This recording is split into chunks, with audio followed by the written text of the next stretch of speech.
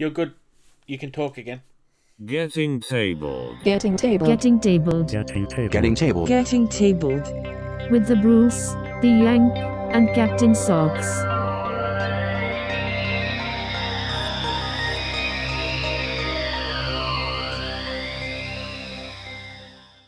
Hello, future people, and you're again listening to Getting Tabled with your host, the Bruce. Hello, folks. Hope you're doing well. And with me, we have George, the man that just filled up his glass and pretended that it's water.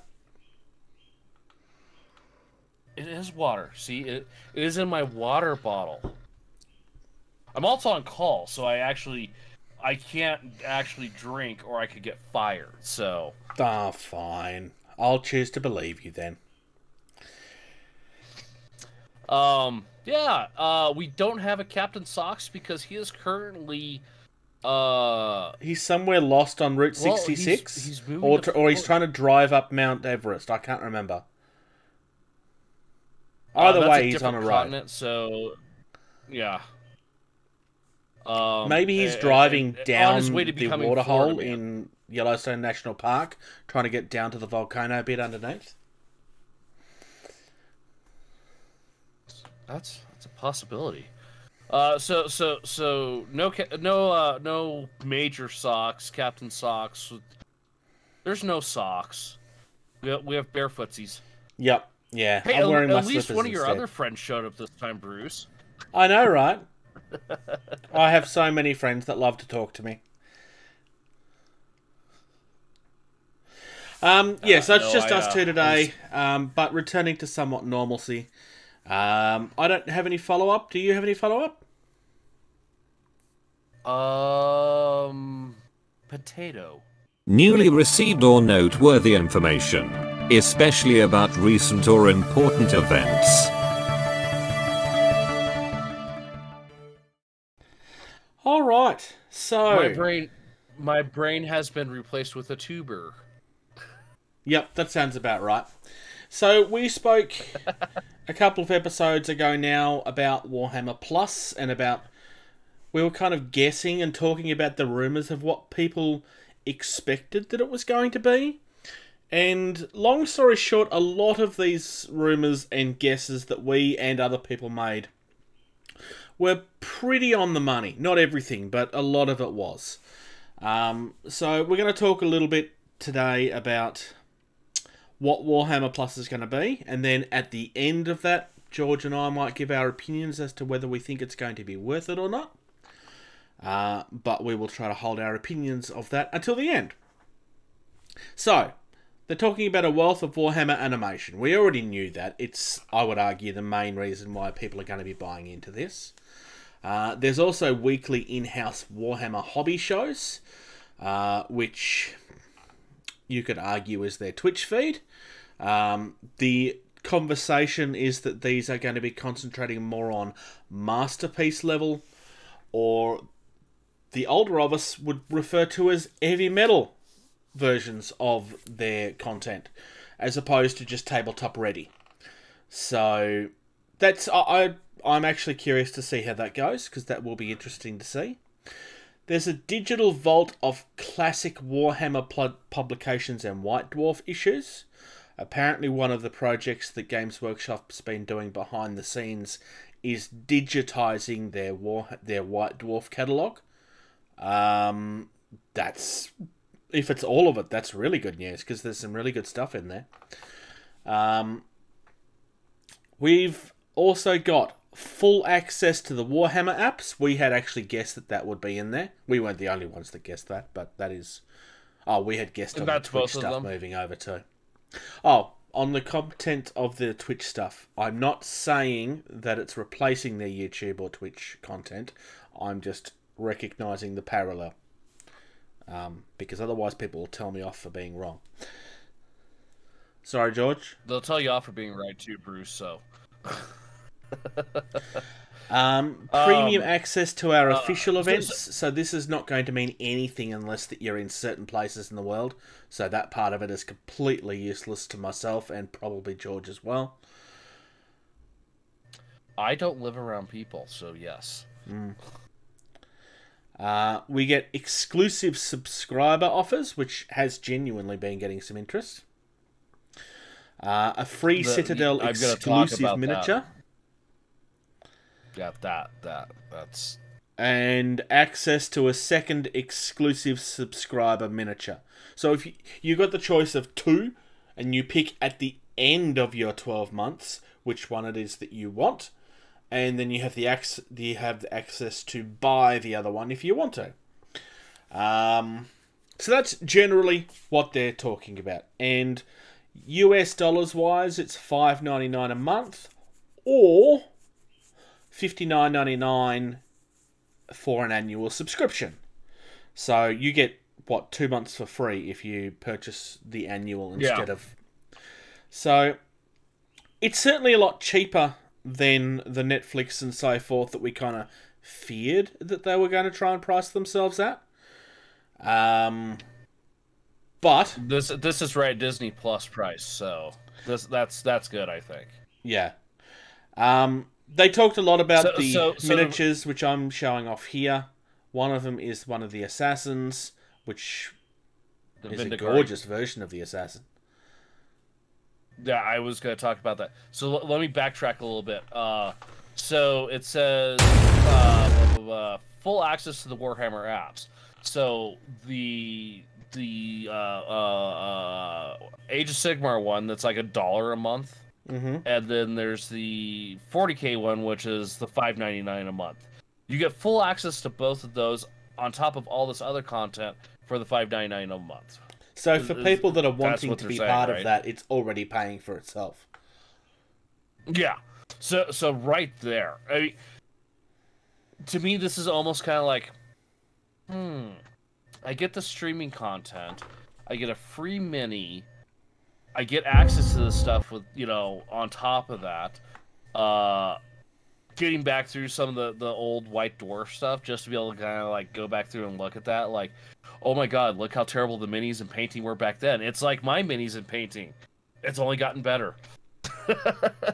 Yeah. Look, I will admit I have mixed feelings on this product. I'm not, like, people are probably expecting at least one of us to go, nah! But I don't think that's going to happen. I'm genuinely interested for the hobby, the hobby side of what they're going to be offering, but I'm concerned about that because they're already offering that essentially for free right now.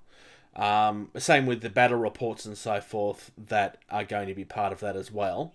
So I should have gone into more detail about what the hobby included. There will be battle reports. I don't know how I feel about the. I don't know how I feel about the battle reports with, everyone and their brother out there able to do battle reports, and well, they're already depending doing on the battle area reports as well. And because their Twitch content and their YouTube, the YouTube content doesn't have as much gaming on it, but the Twitch certainly does, and it's a very active Twitch. But apparently this is going to be on top of that, not replacing that, which is going to be interesting. Oh, so even more. Yeah. They have been reaching out to the community and been asking about what sort of things that people want to see. They've already said that there's going to be a lot of narrative play, which is what the community have apparently been asking for. So I suspect that we're going to be seeing some things from, like, certain events being played out and so on and so forth, and probably some really crazy epic looking battles. Because let's be honest, they've got access to some really huge armies. So let me go back and break this down real quick. So $59.99, $60. We're $60. Yeah. Just add on that extra penny. I get sick and tired of people doing that. It's $60. Yep. Stop using an extra decimal and 2 places for what you're just charging. $60 for 12 months. You get a free mini. What is half of 60? 30. How much is a character mini usually run you at a 28 mil scale? $30. Yeah. So for the price of a mini, you're going to get all of this stuff. you're gonna half that money is going to the price of that mini, period. Yep. So for $30, you're getting all this other stuff. So at $30, then at 12 months, so you're looking at less than $3. Yeah, less than $3 a month for all of this access. Yeah, because a majority of the people who are going to sign up, they're going to be like, "Oh, I get this stuff and a free mini." If you want people to give you money for something, say, "Here's something free." Like, and I'm going to be that guy just for a second. And for people that aren't going to hate on me for it, go right ahead. But the mini is not free.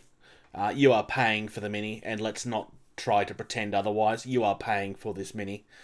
You're paying $30 for that mini. It's included. It's included in the price.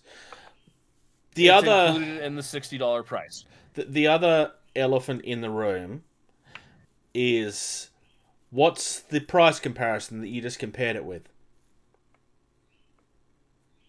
Disney Plus. What do you mean, like? Yeah. Oh, yeah. As far as the streaming service, yeah. Yeah, and what's the difference in content? We're looking at a 3-page novel as opposed to a complete encyclopedia set. Streaming wise, there is a huge difference on what they're offering. Well, that was always going to be a problem. Yeah. So, and I'm not going to disagree with you on that. You are 1,000% correct, Bruce. The difference is Disney, from the get-go, has been Steamboat Willie, Mickey Mouse, blah, blah, all that other stuff, making movies, making TV shows. Yeah. This is a tabletop game that has, let's be honest, evolved and expanded beyond the original expectations of what it was created for. Yeah. To the point of they're doing a streaming service. This is a way to fund as a price comparison this, of, as opposed to the other way around. So now here, because I didn't see this mentioned, so you get that free exclusive, so worth at least £25, so $30, right? How much is the second mini? Is it going to be a full retail price, or is it the $30? They haven't actually said. I expect that it's going to be the $30. But I'm guessing. Just because Games Workshop don't do deals. No. They don't. And when they do, they're deals. Right. I also, looking at the two minis, the Vindicare Assassin is gorgeous. The original Vindicare Assassin was already gorgeous, as was the one that was, 4 years old now? I mean, this is a mini that I would argue didn't need to get redone yet. But it was kind of behind the post with his sniper rifle hiding like this. It looks exactly the same, it's just a different pose. Yeah, so, okay, while you're looking up whatever you're looking up. Around somewhere. I was looking at the new pose of the Vindicar Assassin. No, the Vindicar Assassin I had it as well. The Vindicar Assassin staying there with a rifle. So I would argue that Vindicare Assassin is a much better mini than that War Boss is, though. Not that I don't like the War Boss. I do like the War Boss, but the War Boss is essentially just a mini. There's nothing really spectacular about that at all. Except for the fact, unless you were an orc player, you're like, oh, I could get a really cool War Boss now. Yeah. I am not going to fault the orc player for that. I'm also not going to fault every other player who... even if I was an orc player, I'd be sitting there like, I want that Vindicar Assassin, though. It's the better deal. Really, and all it is a piece of plastic in the shape of that, Sister of Battle for it to stand on. That's all it is just that extra piece of plastic. That's not that difficult to redo, but it still looks amazing. Yeah, it does. I'm going to fanboy out a little bit on that because that is it's so simple and it's so amazing looking. And the best part is, if you get both of them, at that angle and everything, you could have that Vindicar assassin taking out that war boss. Like the war Oh, boss yeah. deserves to be done is, sniper shot through the head. Yeah. So moving Please on send hate to to the I don't care. No. yeah, we already know what all of the shows are. We've discussed that previously, but the exclusive shows, I shouldn't be doing that. They're calling it Citadel Color Masterclass. So, like I said earlier, they're aiming for a higher quality than just tabletop, which is what all of their current hobby videos only aim for tabletop. It's not a criticism, it's just what they aim for. So we're going to be getting some more heavy metal type experiences. We also have lore masters.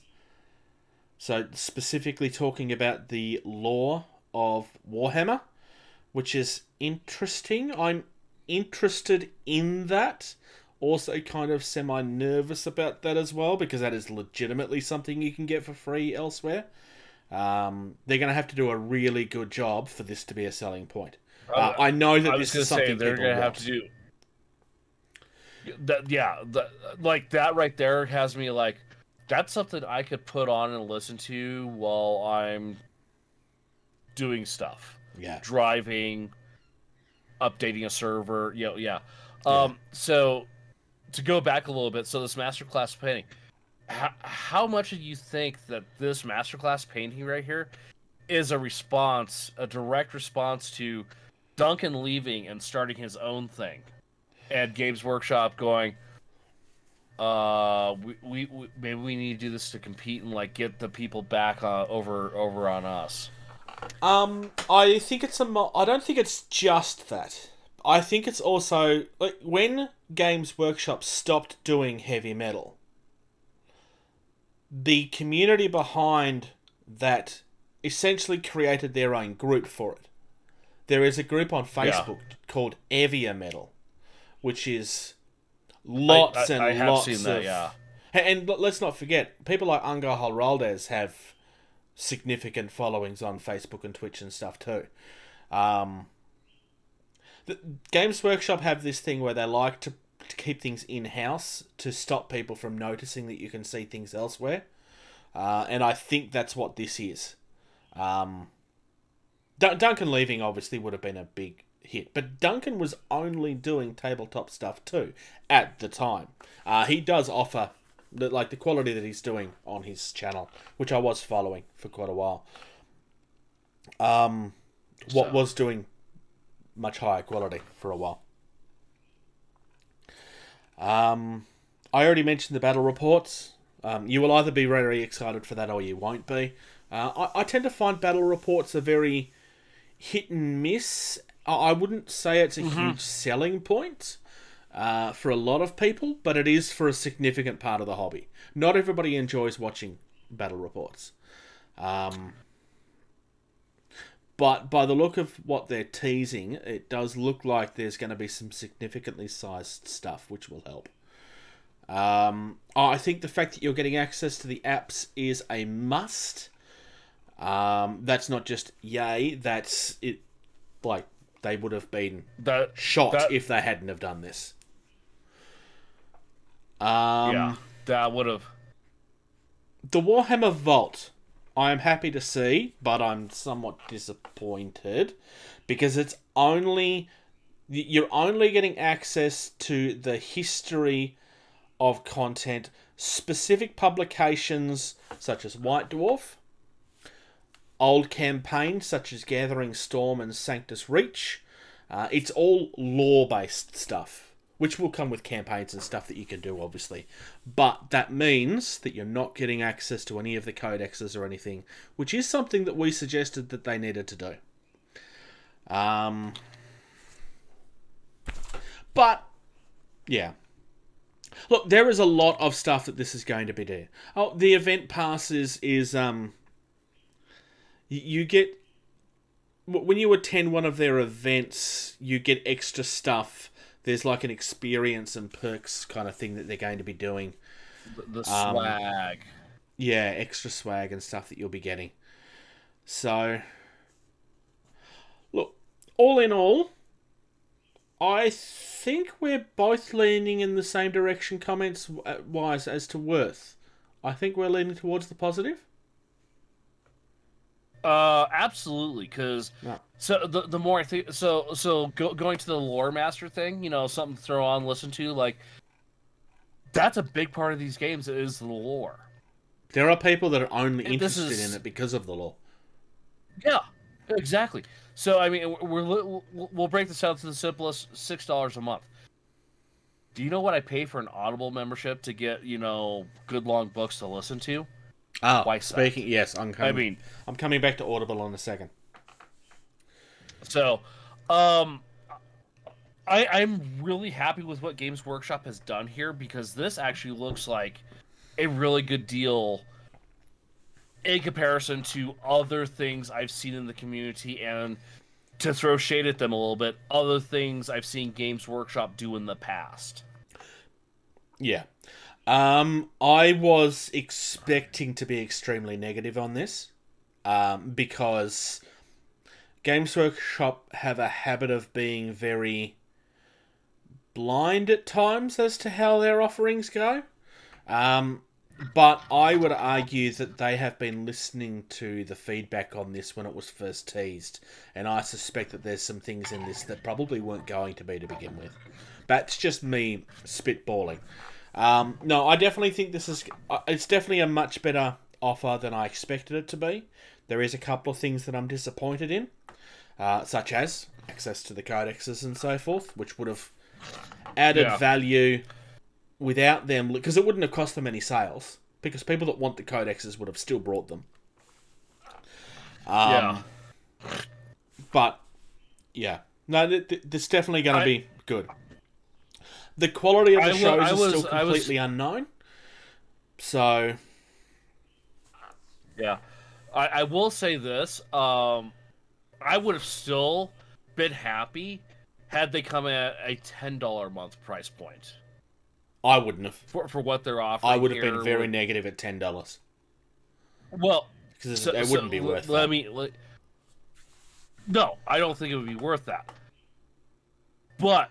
with what I've seen things cost and everything, I would have been shocked to see them come in at $10 a month. This is my point. I wouldn't be happy with it at $10 a month. I wouldn't be shocked to see them. I'm a little shocked to see them come in at $6 a month. If they had that's have the done difference of $4. How much is a coffee, Bruce? No, yeah.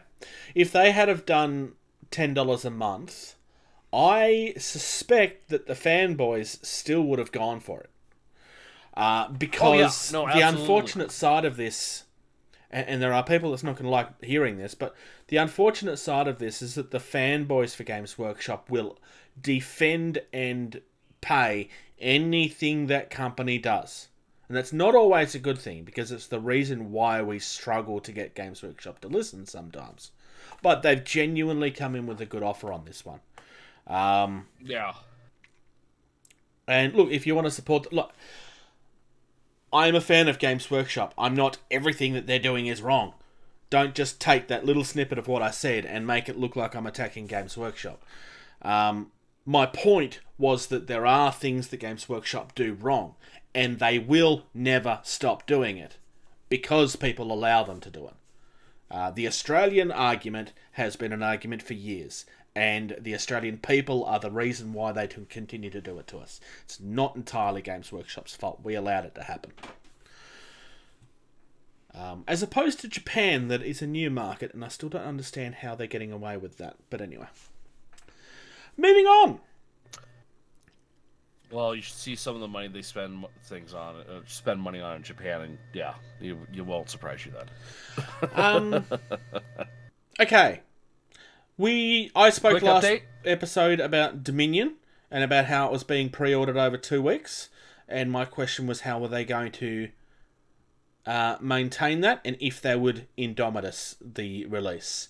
And given that the email, they email every Saturday saying new releases are out and da-da-da-da-da, given that email was it's almost sold out but there's still a few copies left, I think it's safe to say that they have actually provided enough copies this time.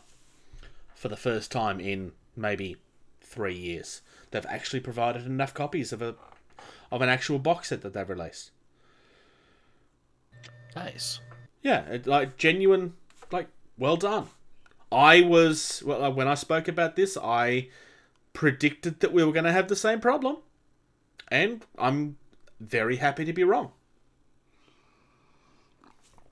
I just wanted to touch on that as a bit of follow-up. And otherwise, let's move on to some Crisis Protocol. Stuff.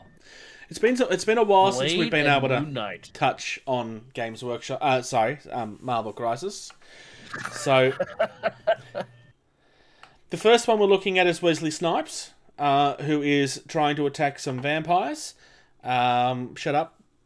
I know the TV show existed. I love the TV show, actually. I seem to be one of the only people that did enjoy that. But Blade is Wesley Snipes, and he will always be Wesley Snipes. Except for the new one that's coming out here in the next couple years. Yeah, I know. But Wesley Snipes is just so synonymous with the character. No. Okay, so Blade is a character that most of us know. I think a lot of people forget that he's a Marvel character. Absolutely. Most people have, when I mention, like, well, Blade was one of the first Marvel movies, they're like, what? That was a Marvel movie? And I'm like, yeah. Midnight Suns, Hannibal, Ghost Rider, the Midnight Suns universe? No? Oh, okay. Yeah. I do like the fact that they went with the Wesley Snipes Blade look from the movie for the sculpt. Yeah. I think, like Robert Downey Jr. and Chris Evans, and Wesley Snipes was the only actor at that time that could have played that character, and he did it fit him very well. So well yeah. I mean, one of the I think the coolest Marvel movies still, because they don't all hold up, but they are good to watch. watch. You got to worry about. Well, yeah. You get to Blade Trinity, and it's just like, okay, Ryan Reynolds, you do your thing. No, the first one. I actually enjoy Ryan Reynolds in that. Triple H does not hold up well in that at all. There's a reason that was one of the last movies he did. Jessica Biel. Yeah, Triple H did not do it. No, Jessica Biel was not that great in it. With the exception of Ryan Reynolds, the little band of misfit toys was just stupid, I thought. Yeah. Parker Posey, I thought she was brilliant. Dracula, okay, so cool. You're finally bringing Dracula. The guy they had doing Dracula and the way they portrayed Dracula sucked. I'm just talking about the first Blade movie where it's Wesley Snipes killing, vampires. He's the Daywalker. That cemented it, and then just terrible writing after that. I did think the second generation vampires in the second Blade movie, I thought those were really, really creepy and cool. But yeah, no, great sculpt. Yeah. Then moving on to the other side. Yes. So for those that don't know who Moon Knight is, Moon Knight is what if Marvel did Batman. Like quite literally, character-wise, it's. I know they don't look anything alike, but for those that haven't read it, Moon Knight is essentially Batman. But he's very psychotic and doesn't hide it this time. And has some mystical powers, if I remember correctly. Yeah. So, if I remember correctly too, he's part of the Defenders universe with Iron Fist, Daredevil, Elektra, stuff like that. He falls into that little category. This is another one that we're getting a movie or a show for it. It's one or the other at some point coming up soon. I'm going to be very interested to see how this goes in those. I do want to look into Moon Knight a little bit more. I haven't read a lot of the stuff, but I know who he is. I've only got one comic book with him in it, and I thought it was pretty cool. But I didn't want to stop dropping money on my Iron Mans and stuff like that to pick it up. So yeah. Moon Knight. So you know how Batman has this thing where, like, we all know how psychotic Batman is, but they just don't really go into that very often. And when they do, it's kind of but it's not in the real world type thing. Moon Knight is like they actually do touch on it in canon about that he's not stable. So like you know, because otherwise you know, they would if get he- ripped. if he Otherwise, they accident- would be in court over ripping off Batman. They've got to do something different. Yeah, Moon Knight essentially is, you know, if he accidentally kills you while beating the crap out of you, he's okay with that. He doesn't care. He's using like ninja stars and everything. So, again, really gorgeous sculpt. Can I suggest this is something you're going to want contrast for? Because this is going to be horrible to paint otherwise. I was gonna say the job they have done painting this. So, if you're not watching this, if you're only listening, Moon Knight traditionally is an all-white fights in the dark guy, and so the paint job they've done here of all white, you know, there's grays and stuff like that. There's it is grays, a really, there's blues, really good there is paint blacks job in there for, too.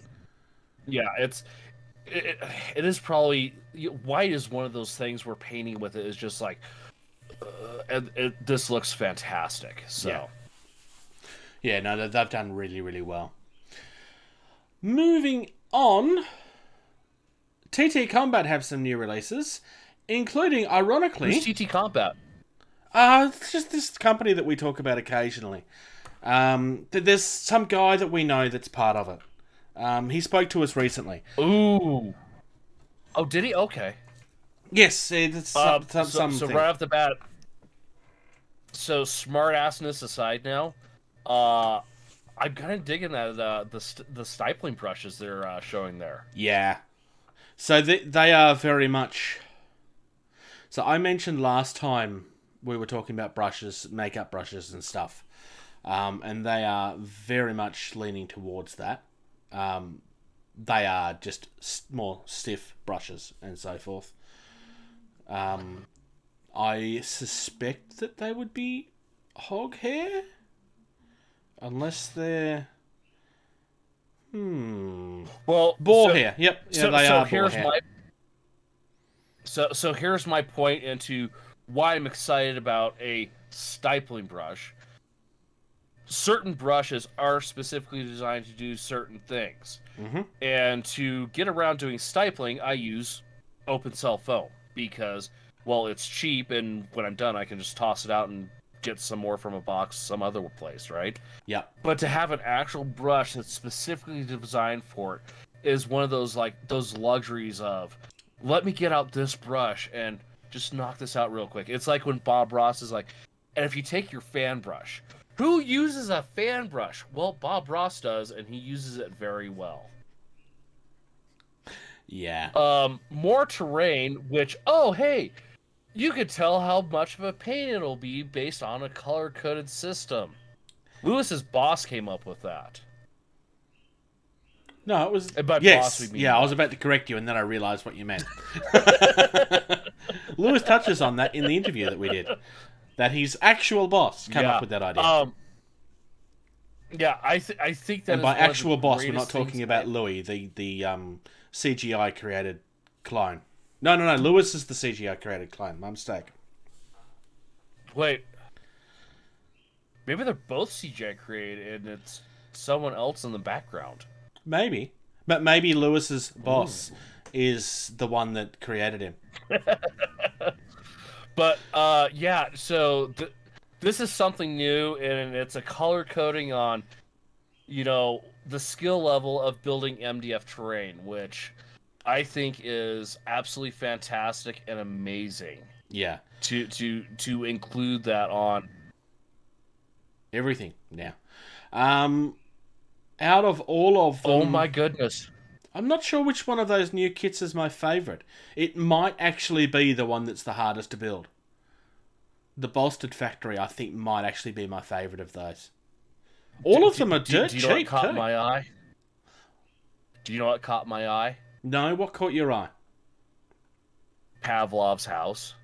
Yes, I spoke about Pavlov's house last episode. Pavlov's house looks amazing, doesn't it?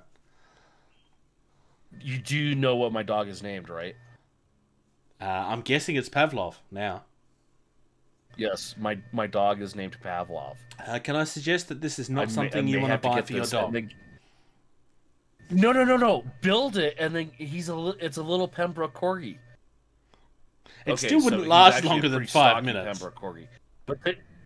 No, I'm saying get a 3D printed, scale size Pembroke Corgi and paint it up and then put him on the little railing. Oh! And then get like a 3D printed...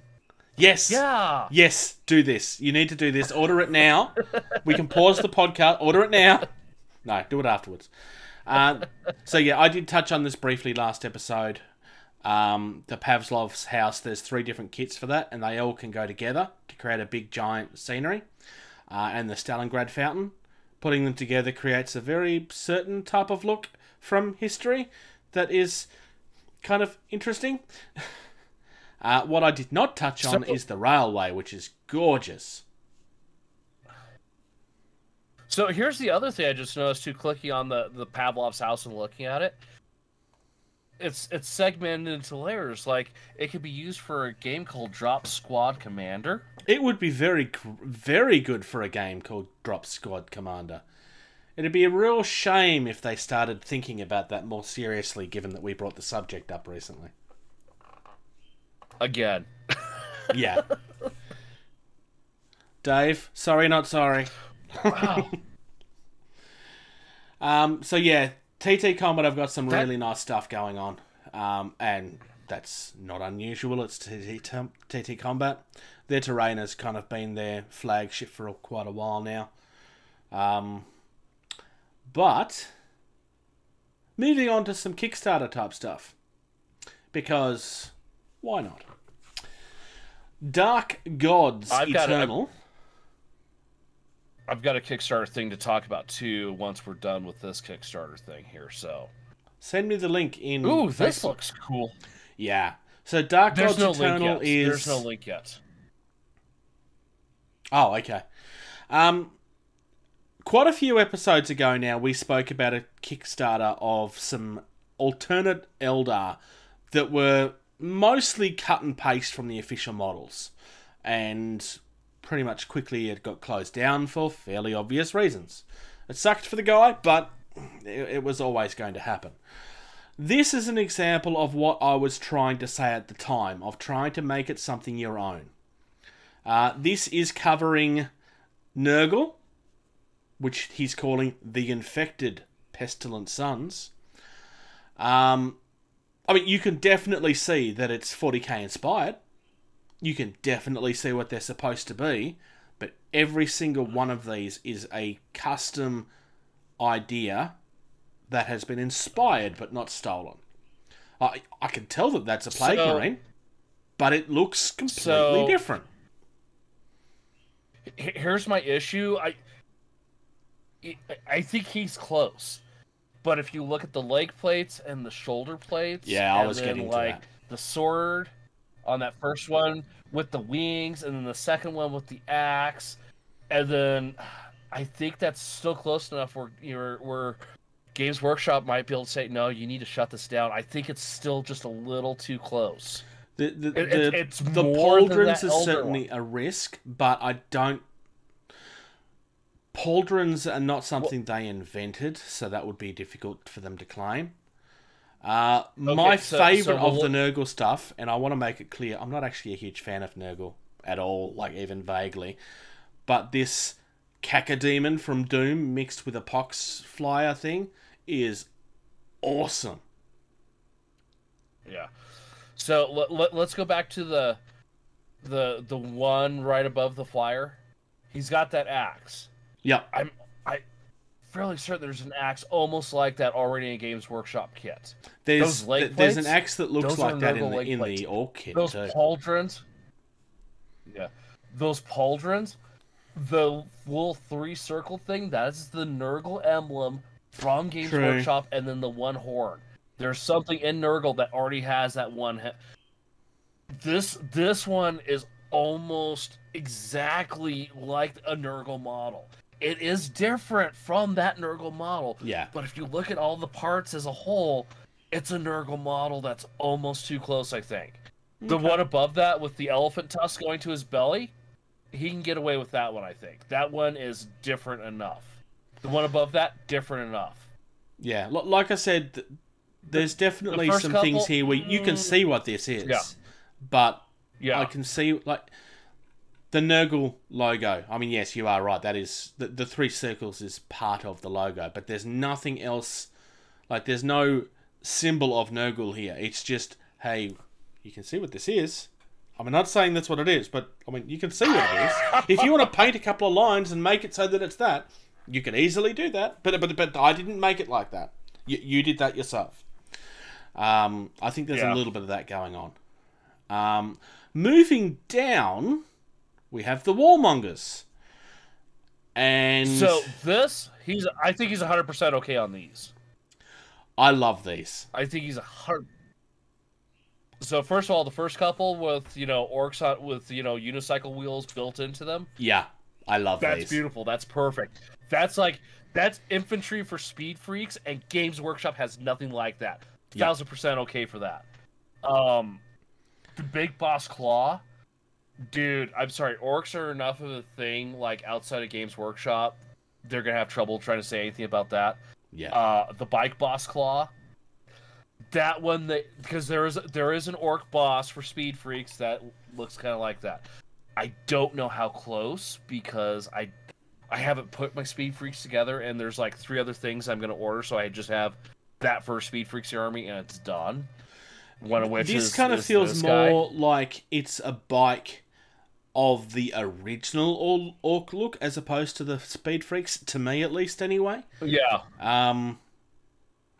This is, I mean, all of the orc stuff feel very much like what you see a lot for third-party orc stuff.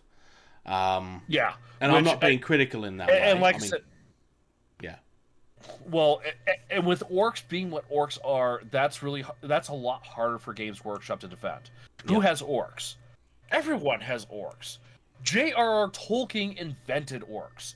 Go ahead and try to protect that when orcs are that. But theirs is spelled with a K. It's totally different. I don't care, Bruce. Next, I love these, and I think he might be able to get away with these too because, first of all, he's calling them double dogs. They're squigs, but they have mechanical apparatuses attached to them. Squigs are normally just mounts, not mechanical apparatuses with missiles and stuff. These are so cool. I want to say that these are... Like, I don't know what base size they are, but to me, these look like the best killer cans that you've ever seen. Oh my god, yes. Yeah. And for those of you watching the video edition, go ahead and laugh at my excitement. I don't care because I don't like orcs. I think they're the most generic idea for an army. But these are so cool looking. Yeah. I really like this. Daywalker, which is just it's a like a hero character that's just kind of fun. This is their campaign exclusive. It's Blade, but as an orc. It's just all kinds of funny. And there you appears... also skipped past the Doom Buggy. Oh yes, I did skip past the Doom Buggy. Hypothetically, you could very easily print that out at Hot Wheels scale and use it for Gaslands. That one game that you talked about where you think it caused Hot Wheels sales to spike. I still think you're 1,000% correct on that theory. The Daywalk, and of course it's spelled the way an orc would spell it, so that's pretty cool. And then Ripjaws. We might have to track this and like do a follow up on what Ripjaws is, because unless he gets shut down, hope he doesn't. I don't think he will. Games Workshop to tweet. No, you gotta shut this. I think he's got enough. There's a couple I'm thinking they may tell him like these specifically. The Eldar one that we talked about. Too much of that. Just too much of that. There's 2 for certain. One I'm almost positive where it's like, dude, it's just an alternate sculpt from Games Workshop. But I think we need to follow up on this if it's still going to find out what this Ripjaws is, because based off the other work stuff, I want to see this too. Yeah. Really, really nice looking stuff. And like I said, this is the sort of thing that I wanted to see from the other Eldar one. His work was amazing, but it was copy and pasting to a large extent, and that's why he got it taken down. So that being said, Bruce, we will see what Ripjaws is, because that was the 10,000 mark. It's currently at 14,000. And you can download one of the Drift Boys for free. Ooh. Which I might actually do. Which ones are the Drift Boys? Moving on, you have a Kickstarter you want to mention. Yes. So we talked about this a while ago. We've actually been following on this one because despite it being from CMON, you were still very excited about it. They announced the Kickstarter yesterday. They announced the Kickstarter yesterday. The Kickstarter is still not up. But the Masters of the Universe board game by CMON is now going to be coming to Kickstarter. They announced that yesterday. I saw that on their Facebook page. I just remember this when you were talking about this one right here, so I haven't gotten to look at it. But they do have some of the models and stuff, the 3D files that they've created. It looks amazing. When the Kickstarter's launched, because I know your opinion of CMON, and I have a differing opinion of them, other than the fact of they shouldn't be running everything through Kickstarter. Well, that is my only criticism. I'm really excited. Yeah. But I know you were like kind of excited for this because it's He-Man and the Masters of the Universe, and I'm really excited for it. Can I just say, I love the fact that their video starts with like an error coming from a VCR machine. Yeah, I know. I caught the feed for a little bit. I was just like, ooh, and I saw what they're talking about. Like, okay, crap, it's coming sooner than I wanted, but all right, let's go. I have said from the start that this is the one that will possibly make me into a bit of a hypocrite. I had never counted this out, despite the fact that it's CMON. The sculpts in this look gorgeous.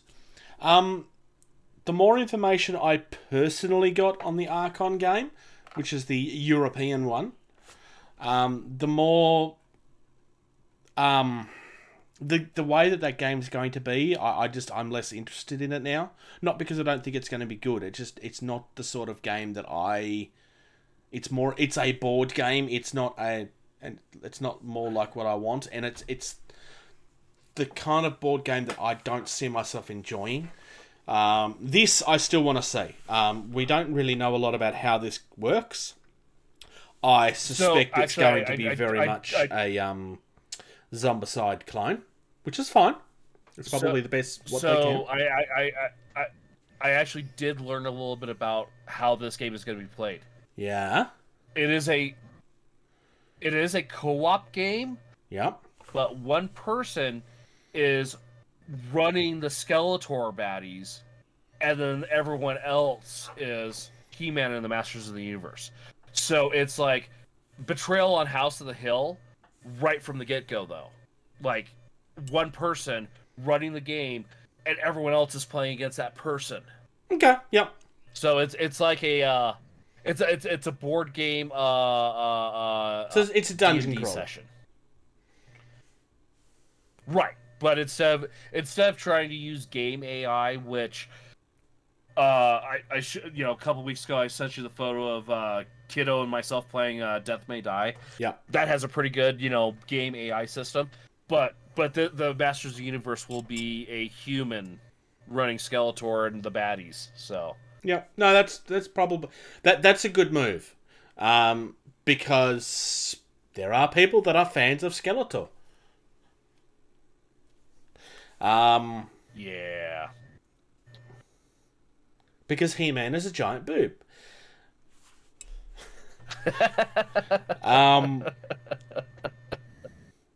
Yeah, no, that's definitely a good move. I would be very surprised if an AI deck was not one of the unlocks at some point. Because it's just very much a CMON thing to do. And given what happened last year and everyone, like, so many people being isolated, And why did you do something? I mean, I could have sat down, pulled out Cthulhu Death May Die, and played by myself. Yes. Because it has a solo mode built into it. You know, there's... you know, how many of these games I've got up here? My Dresden Files cooperative card game, Pandemic, Forbidden Desert, Island, Sky. All those I can sit down and play by myself. I'm not saying I hate people that much. That I mean, I sit here and talk with Bruce. But being able to like, just sit in on a Friday night by yourself, pull out a board game, and play a game. Yeah. I mean, you're Australian, so I mean... moving the on, away from Kickstarter stuff. With yourself, yeah. Yes. Look, yeah, at this point, I am... It's going to depend on the campaign, but I am on the cusp of going for this. But we will cover that when the actual campaign launches. Yeah. Last episode, I mentioned someone creating an alternate way of getting the new mat size for those that really have to have the new mat size and can't step outside of, you know, what the things... Anyway, I'm going to start by saying the same thing that I said last time and the same thing that I said when Indominus was being launched. Don't cut your mat up. Don't be that person. You are going to regret it. You're never going to be happy with the fact that you did it. Just don't do it. You paid big money for your mat. Don't ruin it. To all of these peoples that keep on putting out videos of the easiest and best way to do it, stop that. You're making people ruin a very expensive product. Anyway, so Red Leaf Games had done a border. This is a similar sort of border, but they've done it in a different way. Rather than it being the thin all the way on the outside with the dice trays on the end, this one is just a border around a certain edge of it. And on the short end, it has all of the reminders of your heroic actions and so forth that you can play during the game. So you get here, we got heroic actions, hero points, movement, like all of the tips on things that you need to remember for the new version of the game. Works in a very similar manner, cool. So it's still a jigsaw. George, I know you didn't see the original one that I showed. Yeah, off. I was trying to Google it real quick. So go to Facebook and look up Red Leaf Customs. Red Leaf Customs. Yes, we have covered them a couple of times before. They had the really cool. Yeah, no, that's what. Yeah. Red Leaf Customs, there it is. So the first thing I would say about this is I would want to be the guy that has the border on my side, so I have that little bit of an edge.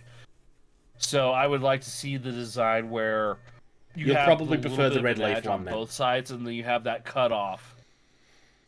So, while George is looking at that, Red Leaf Customs, there it is. There's their light. There is... oh, hey, there we go. So the difference with the Red Leaf one is that Red Leaf, you can also get it customized. So hypothetically, if you and I were living in the same sort of area and could actually have games, we could actually have, say, you know, Getting Tabled on it. Right. So the other thing I just noticed, too, looking at that post, is you have a little spot for your dice and like that's what I was talking like about. Command earlier. Points and stuff like that, and that's part of the border thing. I like that. And then you'd have that little space off to the side to where, you know, dead units or reserve units could sit. Yeah. So I think these are great instead of like going through and cutting your mat. Yeah. Look, why in the name of God if you're would someone you do that only plays these games and you're never going to play something else, then sure, maybe it's an option that you can do. But it's a minimum size recommendation. So therefore, if you cut your mat, you can never use that mat for anything but that size ever again. And you paid big money for the 6x4 mat. They're not cheap. Unless you found a cheap one, in which case let me know. Because The only cheap one Like, I've ever had was the email us, vinyl comment. one, and it wasn't great. Oh, well, it was fine. It's not as good as the neoprene stuff. Hey, Bruce. What happens in, say, 3 years when Games Workshop says, nope, we're back to 4x6? That's the other problem. So look, if you really want... This is really cool. If you really want a mat that's 66 inches by 40 inches, and you're willing to say, look, yeah, it's not that big of a deal. I know I paid for it, but like just if you really have money that you can throw away like that, just buy one that's the right size. Don't ruin a good mat. Or go to our Patreon. Or go to our Patreon. The support would be nice. Okay, that's it for the news. I'm sorry, that was a great plug for that. We should plug it more. Yeah, I think these are great ideas. I do like the Red Leaf one more than this one, but I think these are both great, affordable ideas of don't cut your $100 mat. Do this instead, please. For those watching the video version, this guy now. Indy. Definition. Independent. Type. Slang word. Jargon. Alright. Spectre Alrighty. Miniatures have a lot of things. I'm going to start very, very quickly on the STLs, just because there's not a lot on the STLs. But most of these are terrain-based. These are files that you can purchase, download, and print on your 3D printer. Including some bases. They have dumpsters. Most of their stuff you're going to find is modern day inspired. But I'm going to move into some miniatures, because this is a little bit more interesting. And let's have a look at Delta. I'm just picking a couple of random things. Chinese Special Forces might be nice. And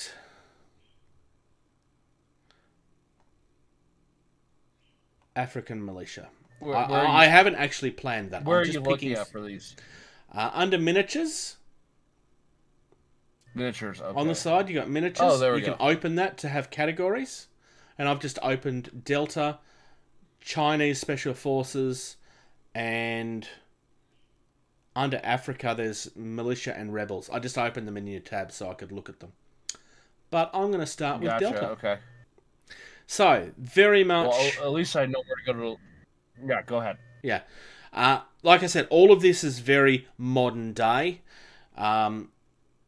You got this assault squad here that looks really nice. There really isn't a lot of miniatures out there for modern day type stuff.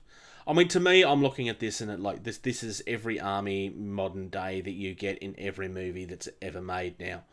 Because they all look relatively kind of the same-ish. Because they're all based essentially on American military forces, most movies. You've got specific... First World. Sorry? First World military forces. Sure, but most movies like are made by the... Most French. movies come from the US. Okay, fair. I wasn't actually hating on the US. I was just kind of explaining my thought process. Yes, you were. But... There's a reason why you're in a... No, these are gorgeous. Absolutely stunning. No, these do look good. So... Chinese Special Forces, they actually have a couple of squads. I'm going to look very briefly at both of them. So you've got the Special Forces Assault Squad, which is just very much, it's just their version of the same squad we just looked at, but using different styled kits. I actually think I prefer the look of these over the Delta Squad, personally. The Jungle Fighter is without the helmets. You can actually see their faces. This guy's got a crossbow. So far, the Chinese Special Force is my favourite, I think. I really love the look of those guys.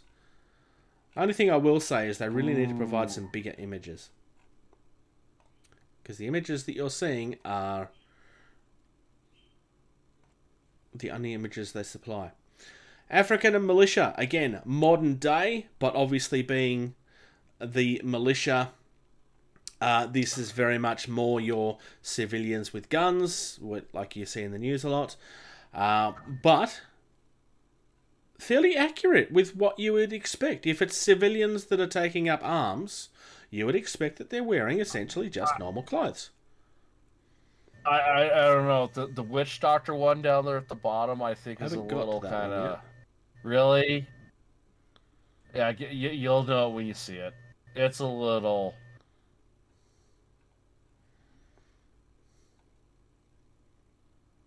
Oh, yeah.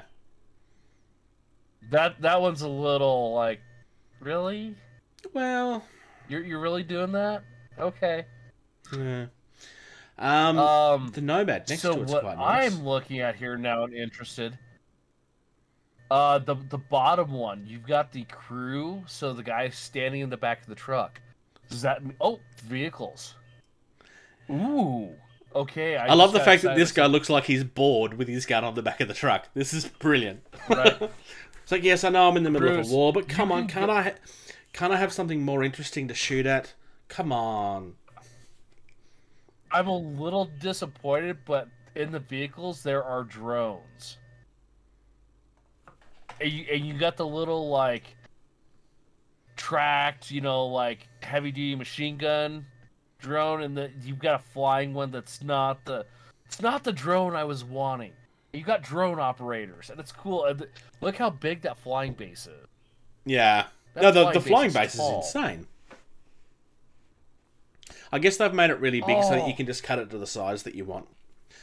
I like the fact that they have actually included the drone operators too, because that's something that you would just forget most of the time.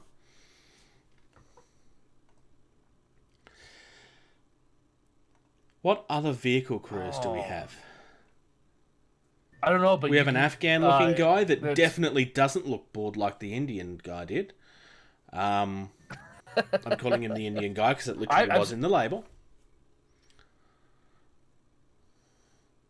I am looking at the vehicles specifically. Oh, they have Humvees galore. Ooh, they've got a Striker even. They call it an LTV. It's a Striker. That's what's replacing the Humvee. Thank God, because Humvees are death traps. You can't speak ill of Humvees. The internet will come and attack you. Yes,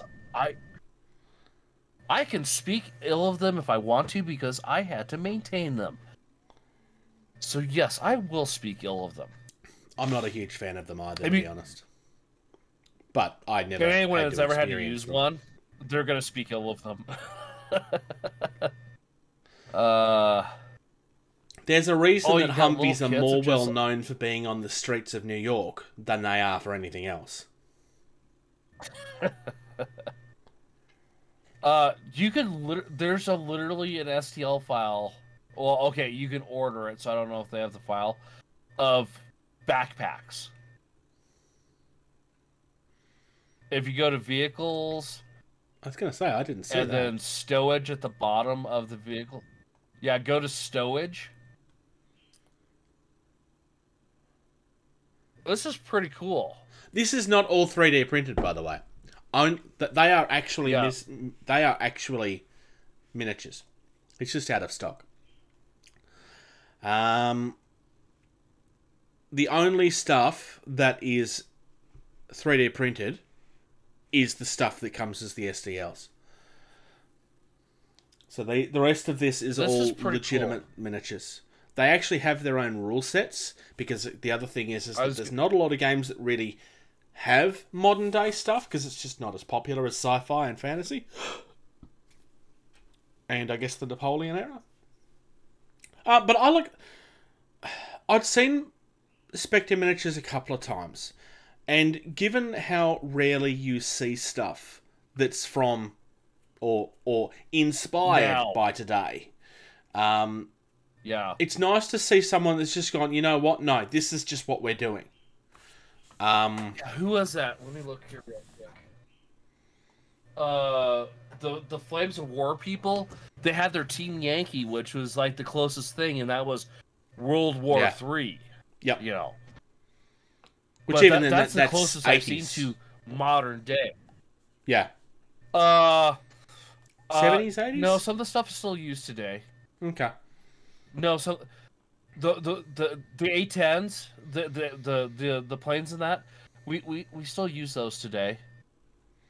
That A10 will, if certain people have their way about it, that A10 will never stop seeing service. Is that a good thing or a bad thing?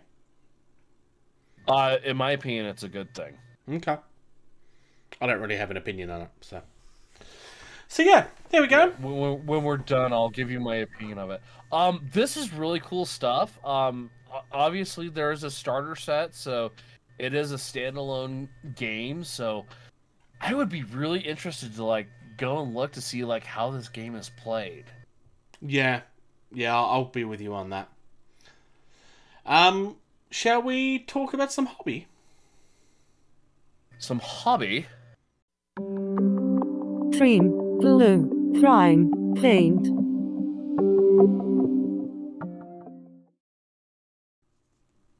So, Captain Socks is somewhere on the road to nowhere. So he's driving, therefore he's not doing hobby. On the road again. I hadn't thought about that. If you know the song that I quoted, points to you. What have you been up to, George?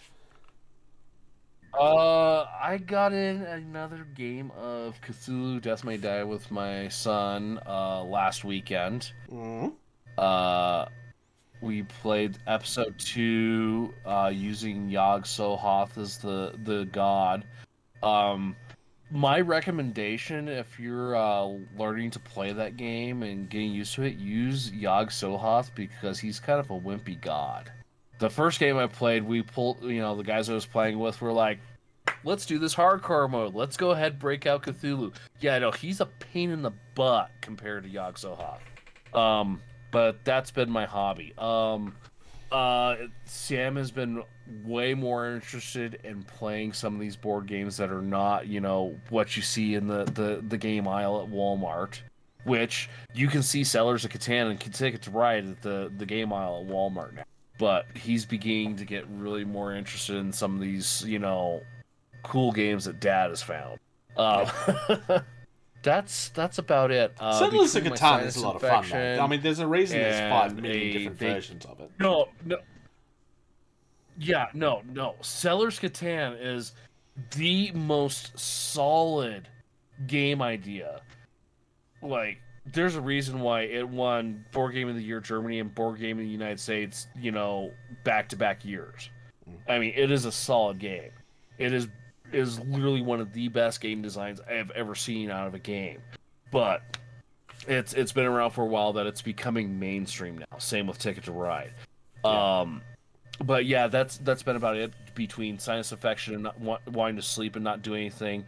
And, well, going on vacation and doing stuff with the girlfriend and kid for a few days in the Black Hills of South Dakota. And then coming home and being my hobby was very tired because to come and record. Sam slept for 14 hours when we got back. Like, legit 14 hours. Like, we tracked it with his Fitbit. It was 14 hours. Yeah. So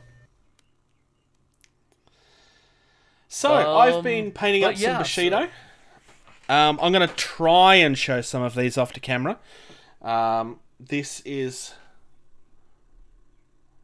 I'm going to have to turn my background off.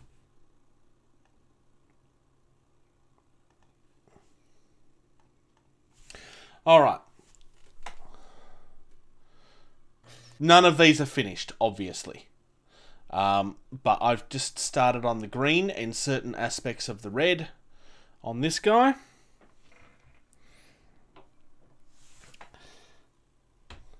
This guy is also not finished. I've only done the snake part of him so far.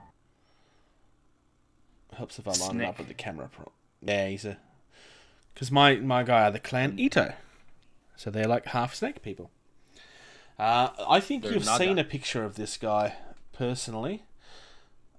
So his skin was kind of going a little bit but I managed to get it rescued, and I've tried to do like a snake tattoo like what's on the pictures, and I think that's the last tattoo I'm ever going to do for now, because my freehand sucks. But I did do some freehand on this guy. Well, Bruce, you know there's two types of people in the world, right? Those who can do freehand, and those who hate people who can do freehand. Well, I'm not unhappy with my King Cobra guy. No. No, that looks pretty good. It needs another couple of spots at the top. They're not quite strong enough. I literally have a goober on my contact right now, so I can't... I'm having a real hard time focusing because I have a booger on my contact. And then just trying to get you the camera focus and stuff. Yeah. The reason why my head looks giant is because I'm like 4 inches from my monitor. Well, for people watching the video feed, what I might do is show these off on a better camera, and I will insert that footage over the top of our faces, maybe. I also received... No one wants to see me like this. I also received some 4-inch barriers for Bushido. These are 3D printed items that I purchased. These are 8-inch barriers. They kind of go together like a puzzle. That are also 3D printed that I purchased. I got 2 of those. So these are for objective markers or like things that are actually in the actual game. This one is designed to look like a rope barrier. Like when people are training, like there's a combat, I'm going to say a combat sport, where like you're supposed to stay within the ropes. I don't think it's meant to be sumo, but I suspect that's where it comes from. And this is kind of a similar idea. Is this concept like normal hordes where there's like, you know, like a certain area of effect? Are these the same kind of things? Like this is like more like control zones in and that range. The things that you're trying to capture. Okay, yeah. So that is what I'm thinking. Okay, yeah. Okay. And my new compressor arrived. It's going really well. No more of water coming out halfway through painting, so I'm no longer having to fight. I admitted this on our last episode, so I probably should have replaced my compressor a good 2 years ago. I've been fighting. So I saw the side-by-side photo. Sorry? I saw the side-by-side. I saw the photo you posted you had the 2 compressors. Yeah. Is the new one the one that has the reservoir? The new one is the one with the tank. Or is it just the... Okay. So my old one is this one. My new one is this one. So what ended up happening... What brand is it? I got it from Amazon. It's just a generic. Okay. So it's the same as a lot of them. I do a video comparing the styles of these that will release tomorrow at some point. When he says tomorrow, he means the 27th or 28th, depending on the part of the world you're in. Well, they usually release on a Monday or a Tuesday. So it'll depend on how well I stay awake tonight, because I've got night shift. So it's going to be lovely. Ew. Yeah. And finally, an update on my Blood Angel plans. So, quite a few months ago now, I had kind of talked about how, okay, nope, this is it. I'm going to restart my Blood Angels. And I bought Indominus, and I got a whole heap of stuff. And I have built my Dreadnought that I had a little bit of trouble with. But the more I've gone, the more I've kind of gone, I don't actually want to play 40k. And I kind of lost interest in doing the full army. But then my next thought was, yes, but if I sell it, then I'm going to get accused of being somebody that only brought it so I can try to sell it for profit. Because that attack is still happening all the time. And look, in some cases for completely legitimate reasons. But my answer was going to be, I brought it for a project that I no longer want to do, and now I want to sell it, which is the same thing the scalpers say all the time, quite frankly. But it would have been legitimate in my case. I was going to say, but this has been like 2 months for you instead of like 20 minutes for them. Yes. And legitimately, I have been fighting I've been struggling over this for a while, because I was kind of in two minds. Because, yeah, part of me was like, I really want to rebuild my Blood Angels. And the other part is like, why? Because I'm just going to build it all, and it's going to sit there, and I'll eventually... But I had the opportunity.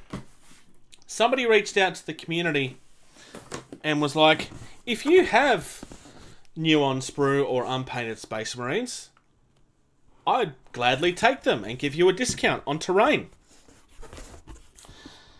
And so now I have lots and lots and lots of terrain.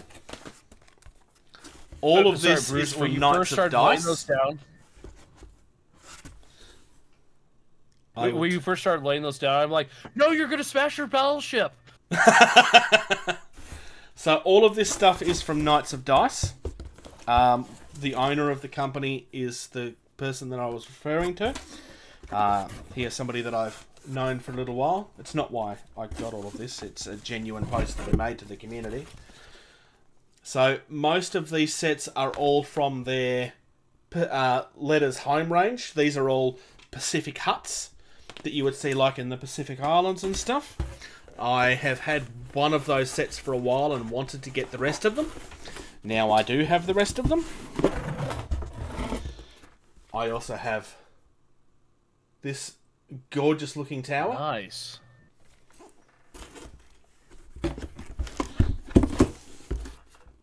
And the giant hut. So I might actually do an unboxing of these later in the week. We will see how my night shift treats me. So hopefully, yeah, well, I've now got a giant. I have lowered my. I have legitimately lowered my pile of shame for miniatures, but then increased the pile of shame for my terrain. It's true. But yeah. Well, let's move on to this. Oh, okay. Oh, you go. I was just going to say, okay. My current plans for my Blood Angels is that I'm going to do up the two hero characters, and that's probably going to be as far as I go. I've kept my Redemptor Dreadnought. I have sold everything that I would have used to build the other hero, but I will look into that at a later stage when I decide what I want to do. So no more Blood Angels. Not at this point. Honestly, I applaud you. Good choice. I mean, there gets to the point of like, how much stuff do you need? Yeah.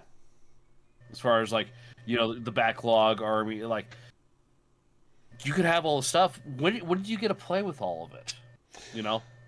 Especially when, I also have Eldar kind of sitting around in their box still. I've never built those. I still have what was going to be the start. Remember how I found an Eldar army? Sorry? Oh, yes, I did know that. Do you remember when I just found an Eldar army in my house? Like, I had Eldar? Yeah. When? I also have a miniature at your house that you need to send me. Yes, yeah. And I've got a squad of Catachan, and I've got another Catachan hero. So in theory, that's the start of an army if I really want to go in that direction, but I don't think I will. Yeah. Not hobby time, game talk. Talk nerdy to me. Alright. So, it's just us two. Captain Socks is obviously the guy that's been playing this game the longest, but we are going to talk this week about Drop Zone Commander, and we're going to be covering the UCM Command stuff. Stuff is a technical term. Okay. So, there's 5 options within the command structure of the UCM. A lot of the stuff that we're going to be looking at is probably going to make more sense as the army builds, but we're starting at the top and we're going to work our way down. So I'm going to start with the Kodiak Command ACV. I've got to find the builder so that I can do this with you. Dropzonecommander.com. Right.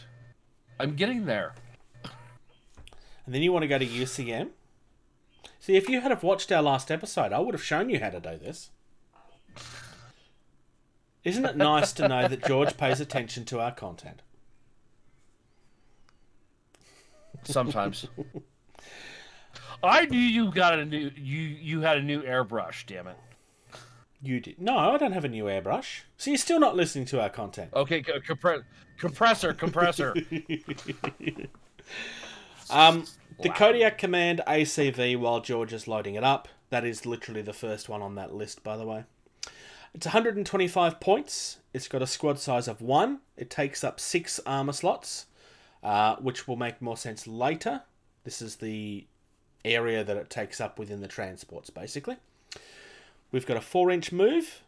It's got active countermeasures. Armor of 14, damage of 4. And it's a tank. I'm sure that's very surprising to the rest of you. But yes, it's a tank. Given that it, looks kind of like it's, a wheeled type thing. An armored personnel carrier? Yep. So its weapon is a little different.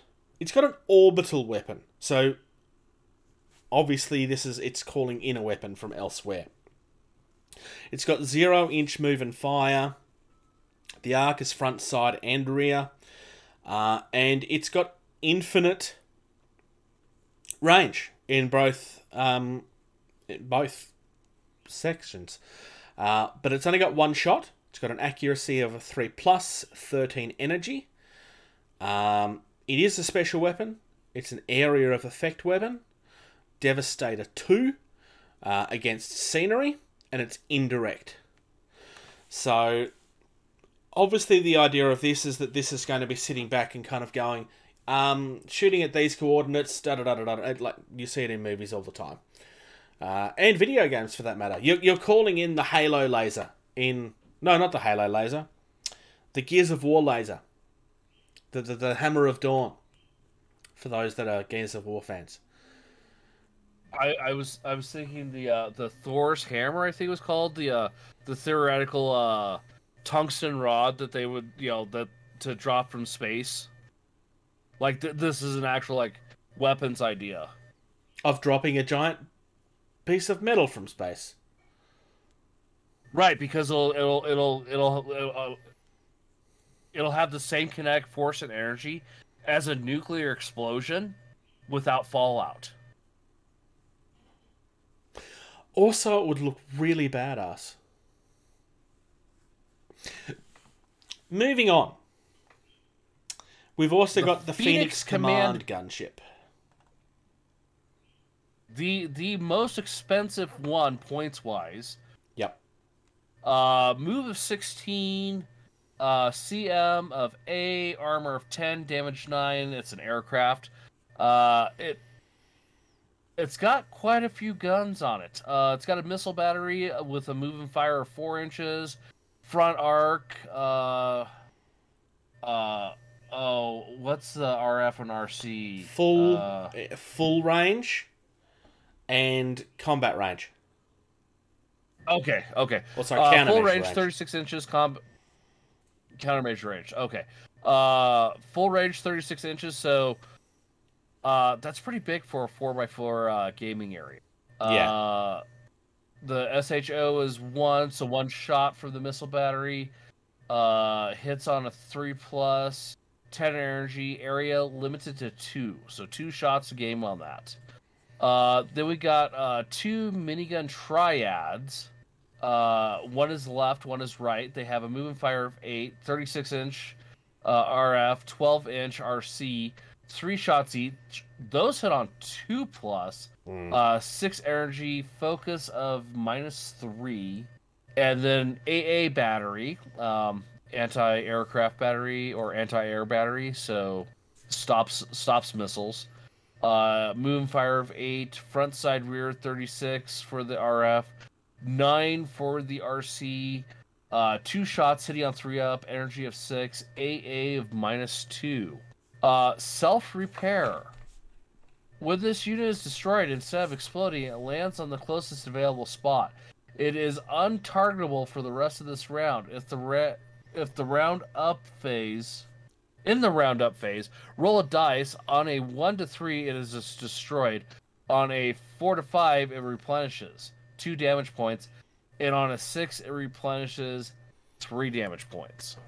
So, it is the most expensive of the command units by at least 35, right? Yeah. Did I math that right? Lewis, when you're listening to 35 this, points. the self-repair is one of the things that has a spelling error in it. On a 3 to 4 is OND. Just to let you know.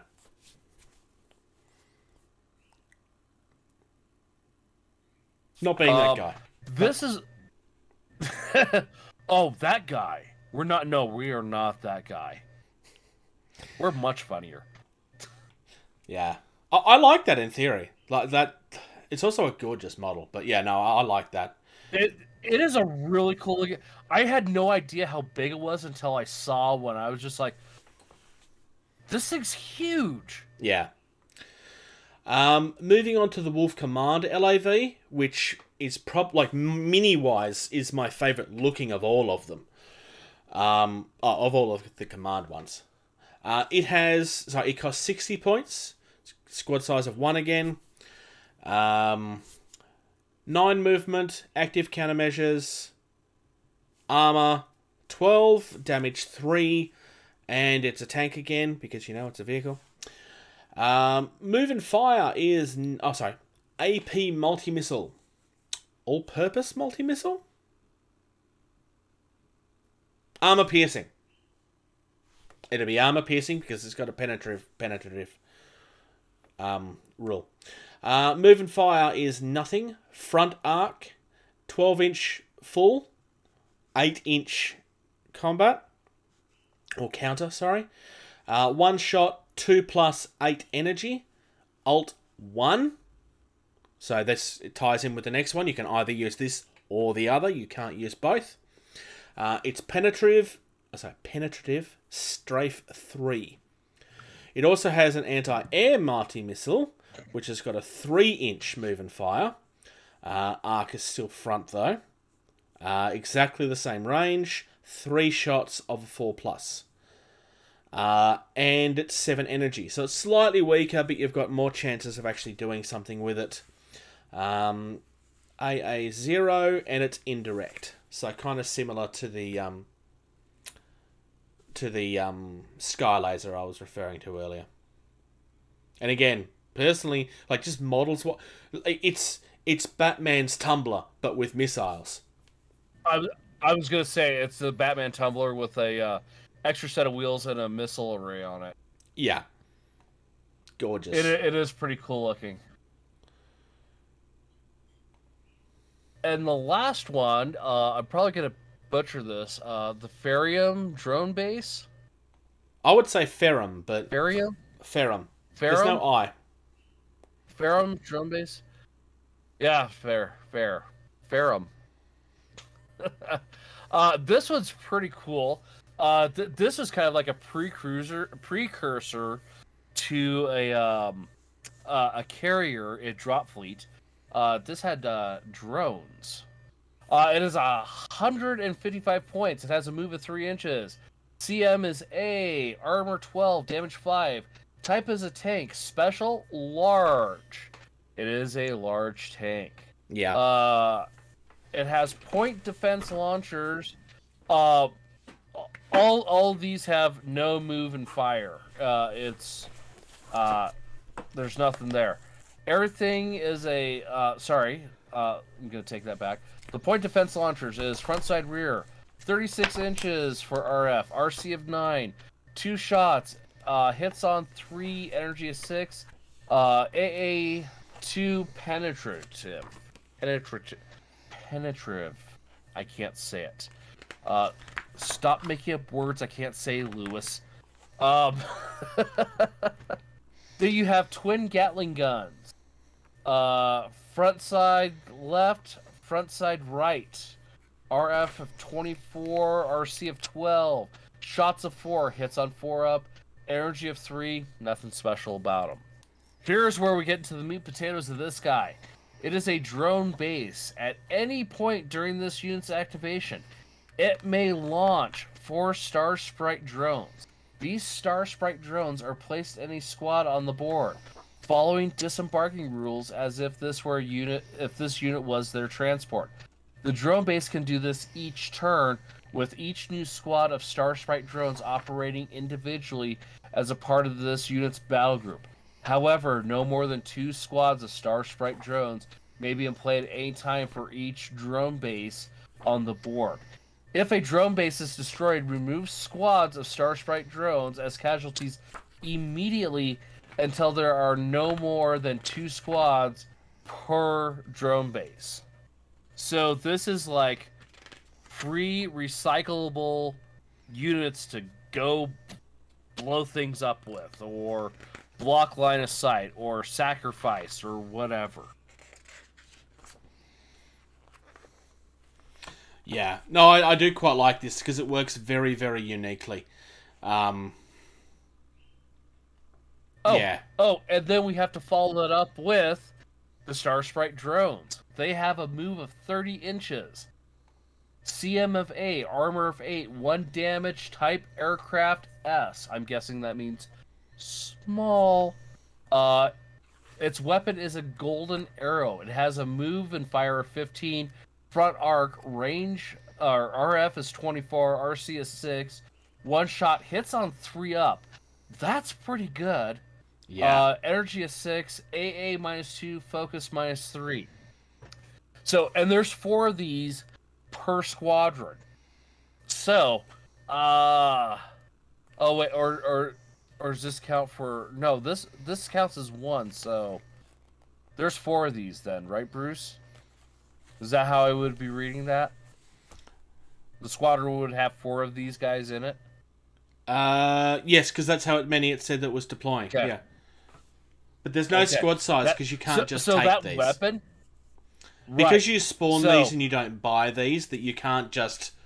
Like, there's no squad size because it's determined by the rule of the other thing. Right. So right there with that, just 1 shot, sure. But hitting on 3s with the energy of 6, that's pretty good for a free unit that you can just sacrifice and get back the next round. And decent range. So, special rule on them. It's a short-range drone. Squads of Star Sprite drones cannot be bought with points. Instead, only be part of the drone base. And are worth 0 kill points. In addition, Star Sprite drones may not reaction fire, and their focus ability can only be used to combine shots from its whole squad. Self-destruct. Instead of making a shooting action, you may choose to remove the entire squad from the board as casualties. So, these are pretty good little deals, I think, for free. I'm just trying to figure out why you would self-destruct. Turn. Is there any sort of explosion rule? Or collateral damage? There's nothing on here about it doing any damage, though. Unless you're trying to prevent them from getting points for killing it, maybe. But no, it's worth 0 kill points. Is there a general rule of if there's an explosion that X amount of damage is done, like the roll for damage table when a ship blows up in Drop Fleet? No, I think I know what it is. To me, that would say because you can only have a maximum of 2 squads at any time, so you may want to destroy it so you can send another one out somewhere else. Oh, so if like this is off in the corner and you've already destroyed everything over here, so I'm going to destroy this and then send them out the other way because it'll take them too long to get over there. That makes sense too. Lewis, They're free. What does it or matter? Michelle for that matter, if we're wrong on this and there's an explosion thing there somewhere, can you let us know so that we can correct it next episode? Thank you.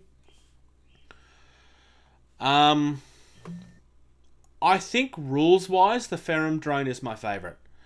I think rules-wise, I think the Ferrum drone and the Phoenix Command gunship are the two most useful. Yeah. I think the Ferrum drone base edges out the Phoenix for points cost for one. It is cheaper.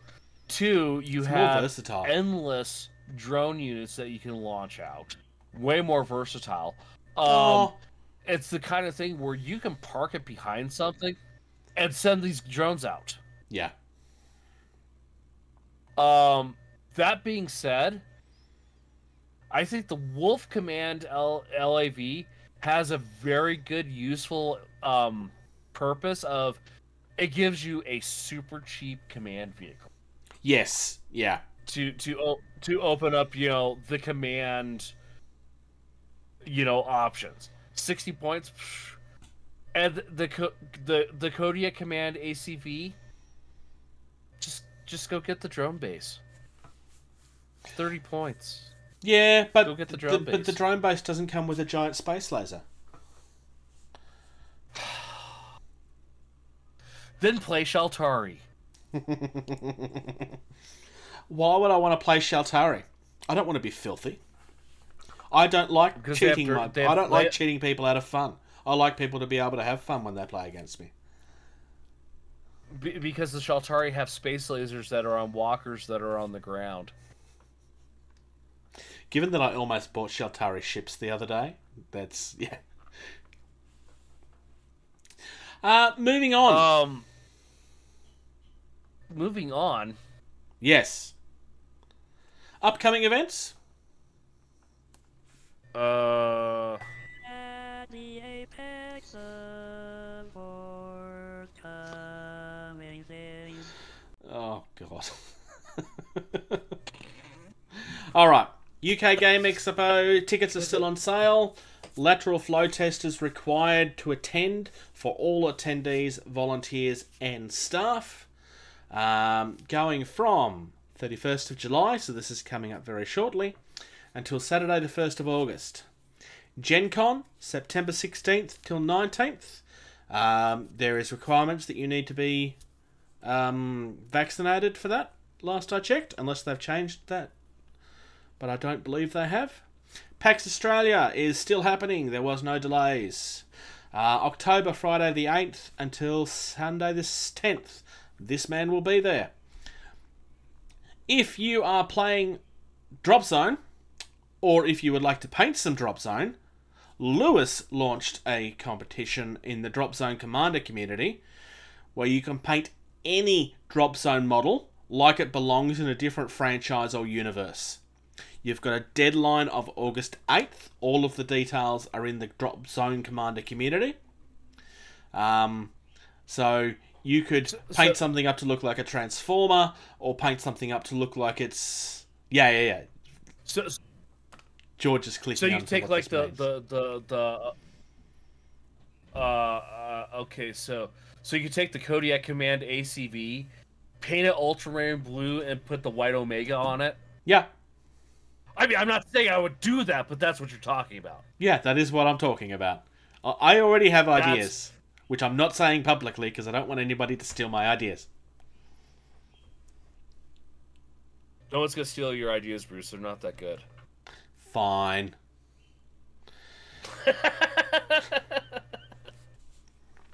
That's actually pretty cool. I don't know if I would... I don't know. I think you should. Although you'd have the issue where you wouldn't get the stuff in time. Well, I do have Drop Zone Commander stuff. Do you know where it is? I just don't know if it's up there. Do it. You got to pick something to do though. Somewhere. I'll talk to you afterwards about the ideas that I have. Yeah. Meanwhile, We want to thank people that support us. If you're in a position to do so, it's only $2 a month. You get early access to every single one of these video versions of the podcast. You also get early access to at least 80% of every video that we publish on our YouTube channel. It's what helps us go. You can listen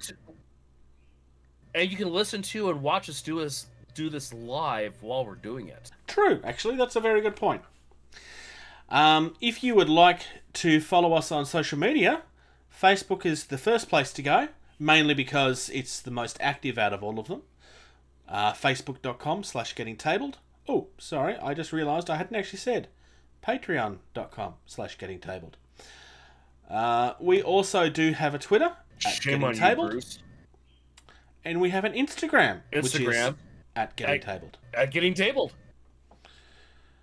And if you would like to reach out to the team and ask us to talk about something or give us feedback on something that we can improve, gettingtabled@gmail.com.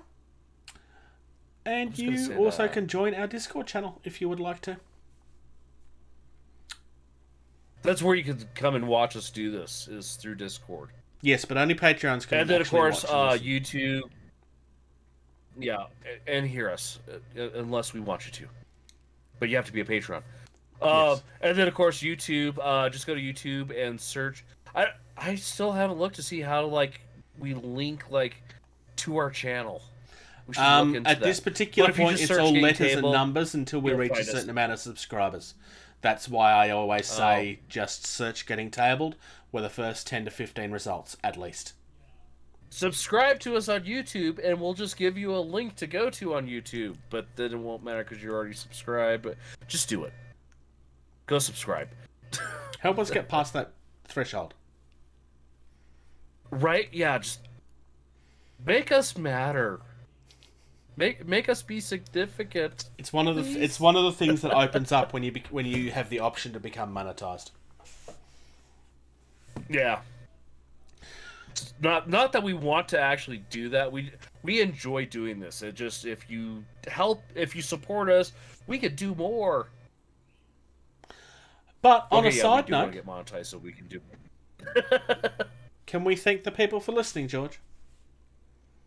Absolutely. We will always thank the people for listening to us, especially Lewis, who listens to us. Play the thing. I just asked him if his bosses listened to the interview. What? Play the thing. No. Thank you. I was just going to say, thank you again to all those who do listen to us, who download and support us. I'm going to play the thing now because Bruce has wanted me to play something. Thank you. Thank you. Thank you. Thank you. Thank you. Thank you. For listening to Getting Tabled. Music used in this podcast was created by Eric Matthias at soundimage.org.